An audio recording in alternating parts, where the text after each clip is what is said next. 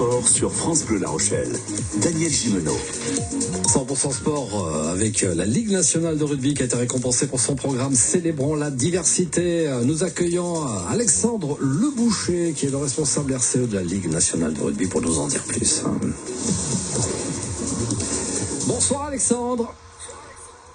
Bonsoir à tous. Et félicitations à la Ligue nationale qui a été distinguée par ce Grand Prix Diversité et Inclusion 2024.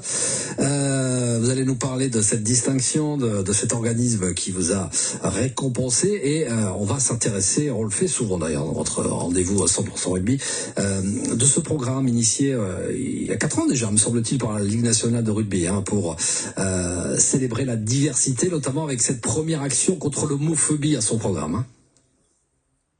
Absolument, on est très fiers de cette récompense qui nous a été remise en début de semaine donc par AFL Diversity, qui est un organisme qui promeut les valeurs de diversité et d'inclusion dans les entreprises mais aussi dans les institutions, et puis sous le patronage du ministère de l'égalité entre les femmes et les hommes et de la lutte contre les discriminations. On est très contents, ça récompense effectivement tout ce travail qui est initié maintenant depuis 4 ans.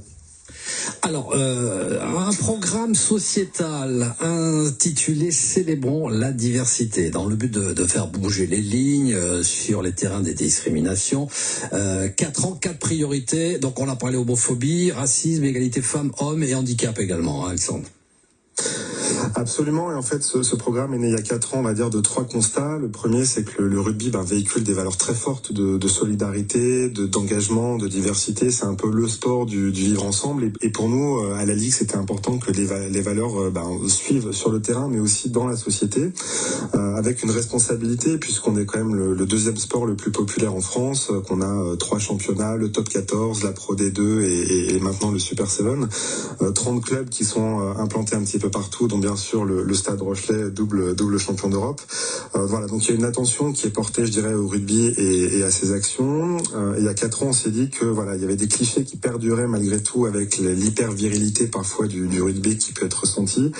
Et donc pour nous, le racisme, l'homophobie, le handicap et l'égalité homme-femme, c'était évidemment des thématiques sur lesquelles on avait envie de s'engager. Et puis un maillage avec les clubs, c'est vrai que vous avez évoqué le Stade Rochelet, on peut parler aussi d'autres clubs. Je sais que le Racing 92 avait proposé des ateliers hashtag plaquons l'homophobie, notamment animés par le média Tétu, ce même média qui avait convié Antoine Dupont à un entretien important. Et c'est vrai que Antoine Dupont aussi en couverture de ce média, ça a du sens, ça a une répercussion. Donc beaucoup d'actions menées au sein même des clubs.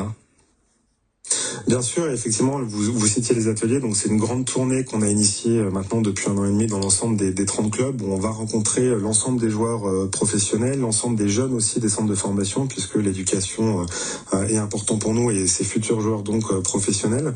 Et c'est un espace, un temps où la parole est libre, où on évoque ces sujets qui peuvent être parfois perçus comme tabous auprès des joueurs. On est venu il n'y a pas très longtemps évidemment au Stade Rochelet. Et donc le travail qu'on fait avec les clubs est évidemment hyper important, parce que c'est les talents de demain, la génération de demain, et puis le public aussi, les supporters qui suivent ces joueurs. Et pour dire effectivement un mot avec Antoine Dupont, quand on a un joueur d'une telle envergure maintenant, champion aussi olympique de rugby à 7, qui prend la parole sur la question de l'homosexualité, du tabou que ça peut représenter dans le rugby, pour nous c'est évidemment une grande avancée, c'est très important, et on voit d'ailleurs cette différence depuis cette prise de parole dans certains des clubs dans lesquels on va faire les ateliers. Alexandre Leboucher, responsable RCE de la Ligue nationale de rugby, est avec nous. On parle de ce programme Célébrons la diversité. On évoque cette distinction reçue par AFL Diversity sous le patronage du ministère chargé de l'égalité entre les femmes et les hommes et de la lutte contre les discriminations. On continue à évoquer ce beau programme Célébrons la diversité. Avec vous, Alexandre, on vous garde quelques instants. Toute l'actu 100% sport de nos deux Charentes est chaque soir jusqu'à 19h sur France Bleu La Rochelle. Votre invité ce soir, c'est Alexandre Le Boucher, c'est le responsable RCE de la Ligue nationale de rugby, qui est avec nous pour parler de ce programme célébrant la diversité, programme qui a notamment permis à la Ligue de remporter le Grand Prix Diversité Inclusion 2024. On parle de diversité, on parle d'inclusion, on parle d'action, et puis il y a aussi une initiative qu'on avait appréciée il y a quelque temps, c'est cette démarche d'inclusion numérique également. Et là, je fais un petit parallèle avec la Fédération française de rugby qui avait choisi d'équiper son site internet de Facility. C'est un outil innovant qui permet d'adapter l'affichage en fonction de son handicap. Alexandre, c'est vrai qu'il y a les actions, il y a les outils, enfin c'est tout un ensemble, toute une constellation de paramètres pour amener plus d'inclusion. Bien sûr, et pour nous, l'inclusion aussi, côté Ligue nationale de rugby, c'est très important. Il faut qu'on puisse s'ouvrir. Aujourd'hui, il y a à peu près 12% de la population française qui est en situation de handicap. 80% des handicaps sont invisibles, donc c'est important aussi d'inclure ces personnes et de les faire pour qu'elles puissent aussi venir au stade, assister à un match de rugby de l'équipe de France ou de Top 14 ou de Pro D2. Je vous donne 2 exemples de programmes qu'on a lancés. Le plan handicap sur cette saison 2024-2025 pour s'ouvrir, évidemment, accueillir les personnes en situation de handicap, notamment de handicap visuel, où on équipe les déficients visuels avec des tablettes tactiles et connectées qui leur permettent de suivre le match en direct depuis le stade. Et puis deuxième innovation qu'on va mettre en place cette année, c'est des salles sensorielles à destination notamment des personnes atteintes de troubles autistiques qui, dans un stade où parfois c'est bruyant, ont besoin de pouvoir s'isoler.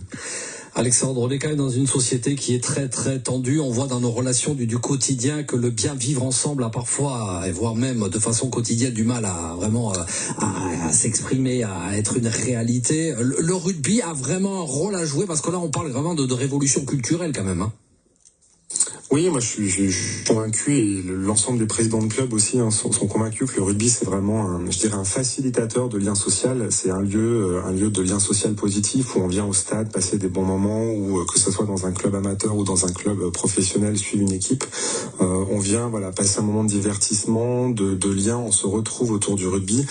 Et pour nous c'est très important que ces valeurs qui s'expriment dans nos stades puissent aussi s'exprimer à l'intérieur de la société, parce que ce vivre ensemble, comme vous le dites, aujourd'hui il est remis en question. Et on a besoin les uns des autres et de faciliter ces connexions humaines. Et c'est vrai que le sport en tant que tel, et on l'a vu notamment avec les Jeux Olympiques et toute cette dimension scénographique qui a peut-être choqué certains, mais qui est malgré tout un élément essentiel de communication et qui permet de changer les mentalités.